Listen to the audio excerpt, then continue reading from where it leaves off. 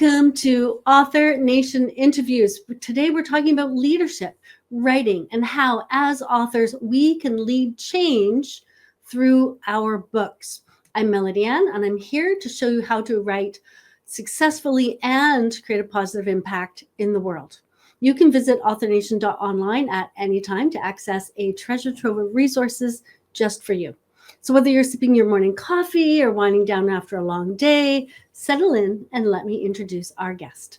Pamela Thompson is a leadership and transition coach, consultant, author, and visionary who has lived and worked on 5 continents, including conflict zones. She helps leaders navigate change without burnout and founded Female Wave of Change Canada, a non-profit advancing feminine leadership.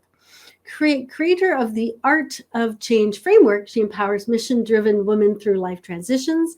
Pamela is the best-selling author of Learning to Dance with Life, I love that title, and The Exploits of Minerva, with her latest book, Truths and Contradictions, Life-Changing Experiences in Afghanistan, coming out April 8th, 2 days ago. So we're talking about her brand new book today. She enjoys nature, travel, and inspiring audiences through workshops, podcasts, and speaking engagements. Let's welcome Pamela.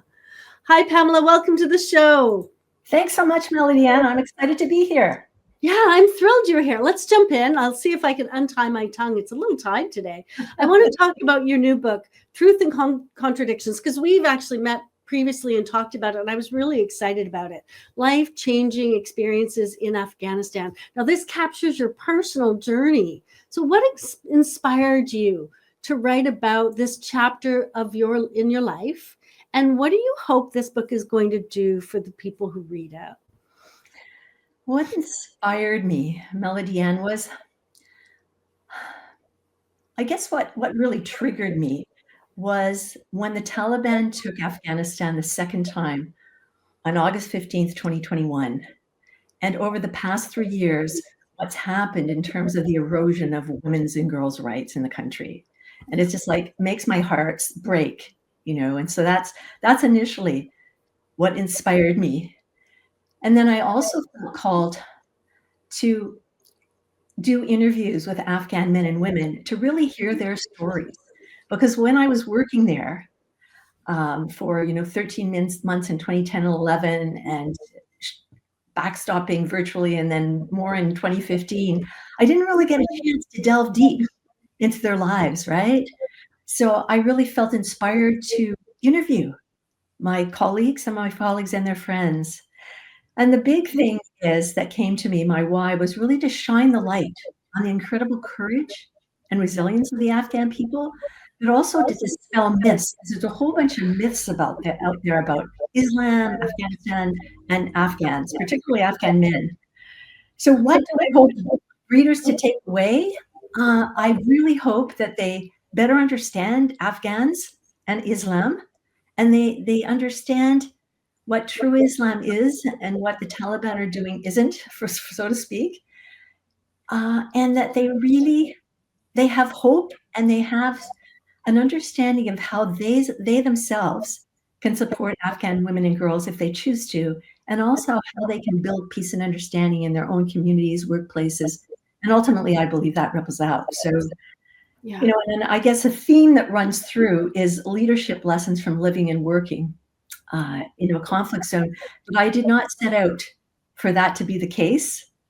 However, that really my why is what I told you about dispelling myths and shining the light on incredible on the Afghan peoples. Yeah. And I think dispelling myths is really important because what we see in our media is, maybe what the government is doing or what the military is doing, but it doesn't tell us about the day-to-day lives of ordinary citizens and what they think and what they feel.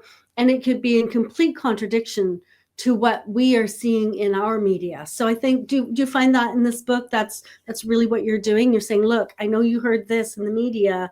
This is what it's really like. That's part of it. And it's also based on my interviews. Would you like me to share an example? Oh, absolutely. I'd love So that. an example would be I actually state, I have a chapter in the book called Truths and Contradictions where I actually state truths and contradictions. I state myths basically, but I leave it to the leader to dispel them. Right? I say, and one I won't have the actual words here, but one basically says that Afghan women are meant to be controlled by men, and they don't need to be educated, something like that. Would you believe that the Prophet Muhammad, his wife was a businesswoman? Mm. The Quran does not say it. The Quran says men and women are equal. It also says that education is extremely valuable and should be available to everyone. Mm. So that's an example, right? Yes, exactly. Thank you for that. So just, I think that's really important, especially in today's world where our information seems to be very selective, right? So thank you for that. You mentioned life transitions, and I want to dig into that a little bit. Just in my own life, I call them chapters, right? I've had many chapters in my life. And each new chapter, I see it as something to embrace and learn. And so I'm wondering about your work with life transitions and how you see authors using personal transitions as a foundation for their own storytelling. That's a great question. And if I may, I'd like to draw the difference in terms of a definition of what a life change is and what a transition is, because I think it might be useful. So a life change is typically something external and situational that we can see, like a separation agreement or a pink slip, right? Whereas a transition is something internal and psychological. It's the internal psychological work we do to reorient and readjust to our new external environment. And what happens in life is a lot of people do the life change and then they don't do the internal work. And so they end up repeating the same patterns in their lives often and remaining unhappy and unfulfilled. Hence, people who get married 3 or 4 times, have a honeymoon period, same issues appear, and they either stay and are not unhappy or they move on to the next one because they haven't taken time between each relationship to decide who they are and what they want. Yeah. So that's one example. So your question again was, how can we use personal transitions as a foundation for storytelling? Yes. Well, I believe that, and too, when we write books, we transform ourselves. So those are transitions. And I actually really like Christine Closer's four stages or steps, I guess you would say, or 4 phases. She talks about when you write as transformational authors, which many of us are, I certainly am, you transform yourself, you transform your business, you transform your your life, your business, and ultimately the world. I think I missed one in there. Anyway, and the idea being that, okay, so when we write, it's a process. And so I guess, can I use an example of my second book? Because it's Please related do. to transition. So my second book, as you mentioned at the outset, is called The Exploits of Minerva, Reflections of a 60-something Woman, right? Yeah. And what I chose to do, because I've gone through lots of life transitions, and I have a 5-step model, Art of Change framework.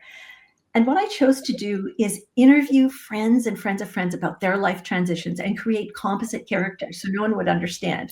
And I also wanted to share my own, and these are like separation, divorce, burnout, losing the love of your life, finding the love of your life. So anyway, I decided, well, because I was going to do that with the women and create composite characters, I had to create a character for myself. And so I chose to write through Minerva. So it is creative nonfiction. So nobody knows. I found it very liberating to write through Minerva. And she's actually a muse who came to me about 30 years ago when I was riding on a bike path in Ottawa. And she came up, and I was too busy at that time. I pushed her down. And then she came back about 4 years ago and said, okay, you have to write about me now. So I was all set to write my memoir. So I wrote through her. Anyway, so in that book, it's all about life transitions. And it also enabled me because it's also about these 6 women who are part of a women's circle. And supporting each other over a 20-year span through a variety of life transitions. And because in our women's circle, we use we have experiential exercises that we bring, and we Yeah. all do. I was able to integrate my 5-step Art of Change framework into the book as well. So a way to integrate creatively something that you do in your business into your book. Yeah. Nice. I like that. And you talking about a circle of women, you're the founder of Female Wave of Change Canada. And through that, you promote feminine leadership. And so I asked about the foundation, transition is the foundation of powerful storytelling. I want to ask a very similar question around feminine leadership and nonfiction writing. Can you share some thoughts around those two and how they might intersect? Yes, for sure. First of all, I'd like to give a little background, if I may, to Female Wave of Change. It's a global social movement. We're now in over 40 countries around the world. And I was chosen and invited to be ambassador for Canada of that movement in March of 2020. Took me a while, and then I said yes. And we believe feminine leadership holds the key to creating a better world, a more conscious, equitable, just, sustainable, and peaceful one. And when I speak about feminine leadership, I mean qualities and attributes, like you mentioned, creativity, authenticity, collaboration, intuition, inclusiveness. And these are typically associated with the feminine. That said, men as well as women can have and learn these qualities. So how do they translate into writing nonfiction books? It's an excellent question. Well, here's the thing. One of the authenticity, to just bring some of them out and give examples, I believe that our readers can tell if we're writing from our hearts and an authentic space. So certainly that's one way, that's an attribute that comes through when you write nonfiction books. The other thing is creativity. Like, how do you bring creativity? Even though it's nonfiction, how do you bring creative pieces into what you're doing? And for me, I'll actually go somewhere else with this. Okay. The other thing is intuition.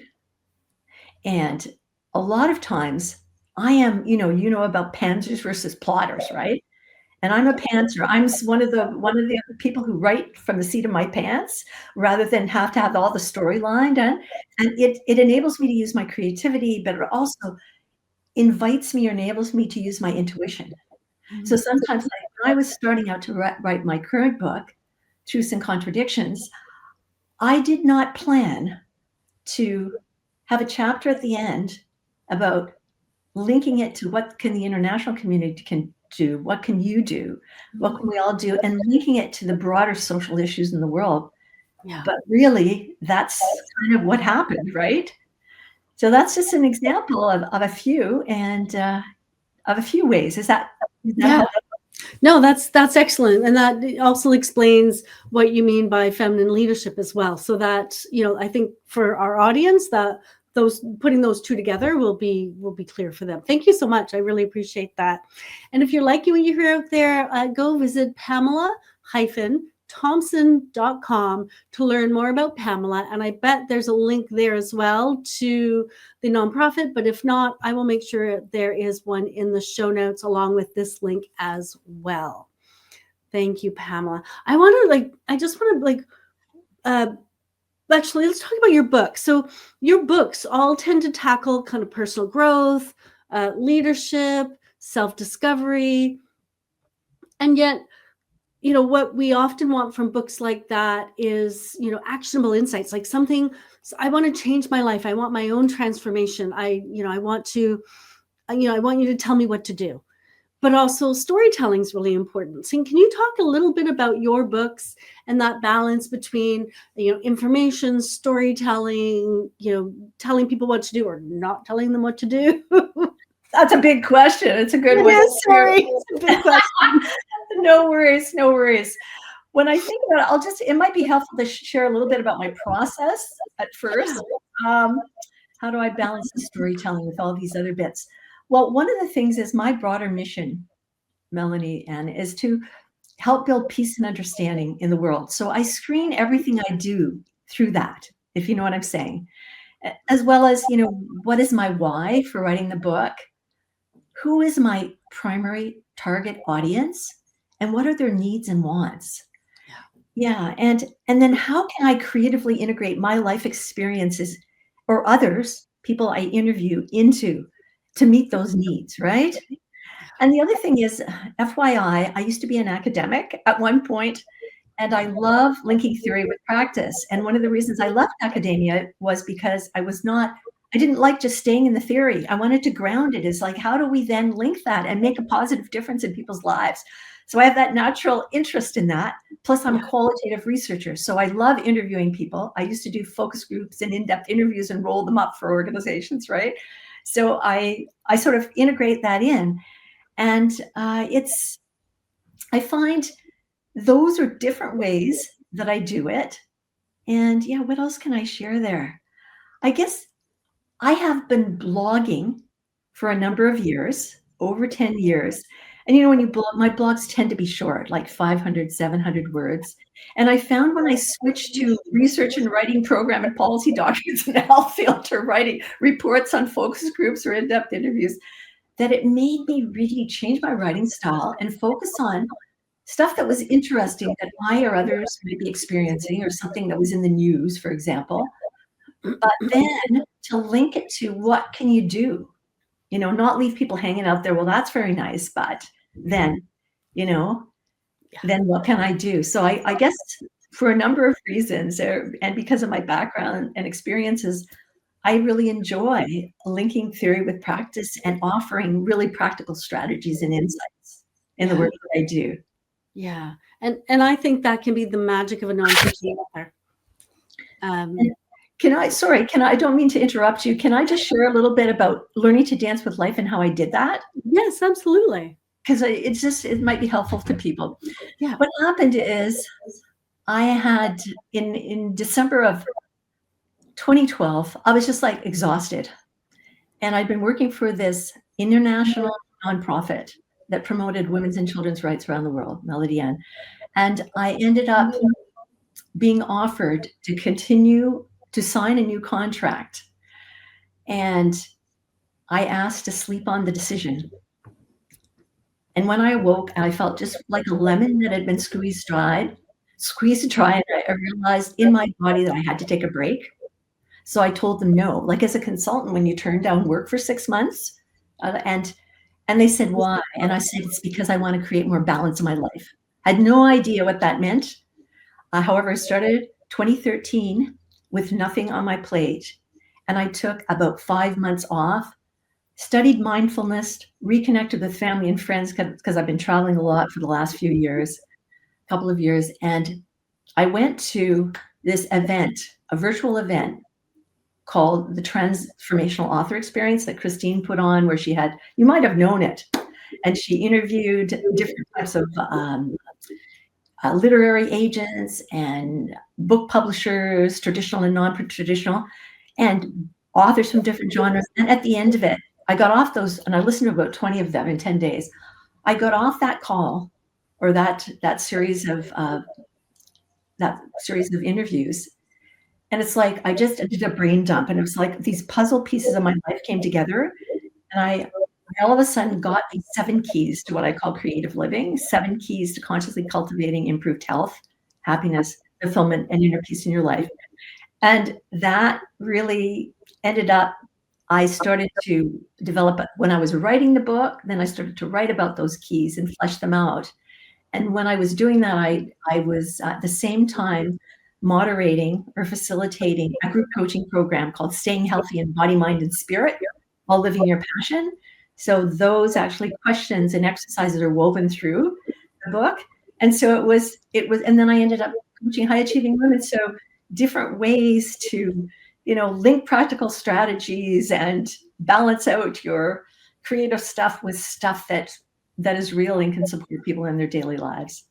Yeah. And earlier you said, and I don't want to misquote, so I'm going to give you I'll summarize. You said something along the lines of writing a book is a transformation, is a transition.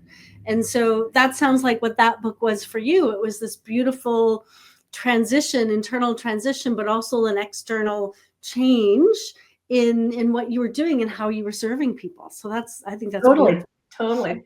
And just before we wrap up, I just want to comment that earlier to my audience, earlier Pamela was talking about qualitative research versus quantitative research. So you can do a questionnaire of 10,000 people, or you can deeply interview 5. And I just want to point out that if you are thinking about writing a book, doing qualitative research with 5 people who would be ideal readers for the book can bring you so many insights. So it just, because Pamela mentioned that, I just wanted to throw that out there. And I know, Pamela, you interviewed people for this latest book. So talking about, research, right? You did some Totally. in-depth interviews, and it's so I just want people to know that you can just go out and talk to someone and say, you'd be a perfect reader for my book.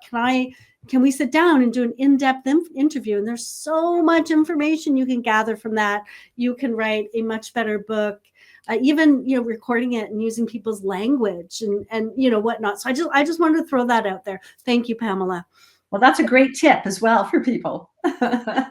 Absolutely. So I want to talk about your guide. You have a guide, 5 leadership lessons for resilience and growth. So can you just briefly, and I know you have, in a sense, shared some of those lessons, but can you just briefly talk about how this could help authors? Sure. Well, I'll share a couple of them, if I may.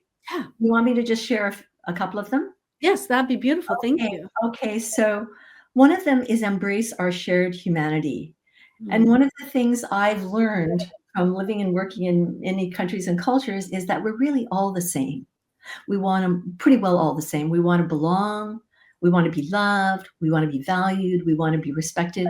And most of us care about family. So imagine if we viewed everyone through that same lens, irregardless of their skin color, their language, their ethnicity, their religion. We would not have war. We would not have open conflict. We might have some, disagreements, but instead of judging people, we would come from a place of curiosity and say, "Isn't that interesting? I wonder why they did that," rather than judging them and saying, "Why do they do that? That's really silly," or whatever like that, right? So yes, embrace our shared humanity. And I think when we're writing, if we have, and most of us, I think, want to make a positive difference in the world. So I think that's really helpful for authors. The other one is prioritizing self-care. Mm-hmm. Sometimes I'm very passionate. I know you are too. And many of us as authors want to really pump it and get ourselves out. And, some people I know, they'll do things like say, I want to write 3 hours a day, 6 days a week. I'm like, oh my goodness, what a slog, right? No. I do my best work in 45-minute intervals. And I don't need to write every day in terms of a book that I'm writing on. My last book I wrote in about 6 months. Mm-hmm. And before I went to a writing workshop, I had the prologue and the introduction. I knew the voice I was going to write through, right? Yeah. But other than that, I didn't have it. And so everybody's different, right? But anyway, prioritizing self-care. Do I have time to share one more? Yes, you have time to share one more. Okay. Staying flexible and open to possibilities. I think if you are more of a plotter and you have your outline, I think your tendency might not be to stay flexible, right? Because you've got it all sorted, right? But what I find is it's really wonderful when you're going along. And I mean, after a certain point, I do have a chapter outline. I don't just write the whole thing because otherwise you can't remember what's what. But so I have, I'm learning with each book how long I can actually not have a chapter outline, right? But staying open and flexible, it's then when new ideas come in, you can say, how do I fit that in? Would that really work here? Does that really serve my overall mission and the people who want to, do I need to interview any more people? In my book, it's how many people do I need to interview? Maybe 11 or 12 is enough. I don't need to interview 25. Yeah. Just going with your gut and sitting with it. And so I do a morning practice. There's a bunch of things I do. I meditate every day. I do yoga regularly. But I think all these practices that help us get out of our heads and into our bodies as authors help us then learn to listen to and trust in their body's wisdom, and thereby then stay open and flexible. Yeah, exactly. Yeah, thank you. And I want to say that, talking about outlines, we don't call it a table of contents because the table of contents is what you have when you're finished and it's set. But an Yes. outline, the best way to describe an outline is a working outline. It's a set of guideposts, yet you're allowed to go off, think hiking, right? There's this main trail and you're hiking along, but then there are all these other little trails, and it's okay to go down these other little trails and explore, because you won't get lost because you'll come back to that main hiking trail. That's how I think of a working outline, is something that allows you to explore without getting lost and writing 100,000 words you don't need. Thank you, Pamela. Oh, and where can we find 5 leadership lessons for resilience and growth? Okay, it's on my website at pamela-thompson.com/leadership-lessons, or an easy way, lesson.com or lessons. And an easy way to find it is just go to pamela-thompson.com/books, because there's actually a link on the books page. Okay, perfect. I'll put that link in the show notes as well. Pamela, thank you so much for joining me today. It's been lovely chatting with you. I'm really excited about your book. And just by the way, it's April the 8th that it's coming out. Yes, it comes out April 8th. That was 2 days ago. So yes, it's already out there, and you can go find it and grab it today. It's ready. All right. Thanks so much. Thank you. Thank you for joining us today on Author Nation Interviews. We hope this conversation has provided you with some really valuable insights, but also some inspiration for your nonfiction writing journey. And remember to go visit authornation.online for a wealth of resources designed to support your growth as a successful nonfiction author. And of course, I always appreciate your feedback and your support. Thank you for listening. And if you've enjoyed this episode, consider leaving a comment or a review. And I know you know somebody who needs to hear this. So share it with them, because your participation helps us continue delivering insights and tools you need to succeed. So keep writing, keep creating, and continue to share your unique stories with the world.